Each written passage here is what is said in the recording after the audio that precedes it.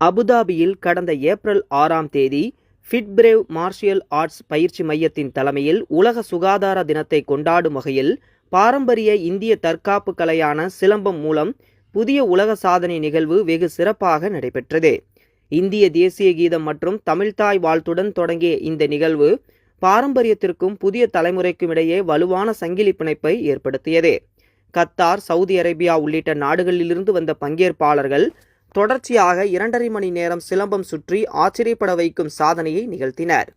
நிகழ்வை லட்சுமணராஜ், தீபிகா, ஆலோசகர் அசோக் குமார் மற்றும் மாஸ்டர் பரத் ஆகியோர் சிறப்பாக ஒருங்கிணைத்தனர்.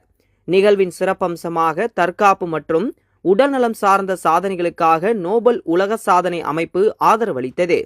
இதுவரை 1856 சாதனைகளை அங்கீகரித்துள்ள இந்த அமைப்பு புதிய முயற்சிகளுக்கு உறுதுணையாக செயல்பட்டு வருகிறது. நிகழ்வில் விருந்தினர்களாக திரு தமிழரசன், டாக்டர் பால் பிரபாகரன், டாக்டர் ஸ்ரீதேவி சிவானந்தம், அல்தானா காமராஜ் மற்றும் ஐமன் சங்கம் அமைப்பினர் கலந்து கொண்டு நிகழ்வுக்கு சிறப்பு சேர்த்தனர்.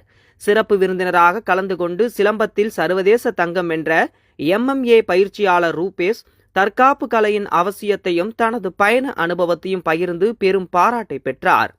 பாரம்பரியமும் உடல் நலமும் ஒன்றிணைந்த இந்த நிகழ்வு உலக அரங்கில் தமிழகத்தின் பண்பாட்டு பெருமையை பறைசாற்றியது. இதில் ஏராளமானோர் கலந்து கொண்டு நிகழ்ச்சியை சிறப்பித்தனர்.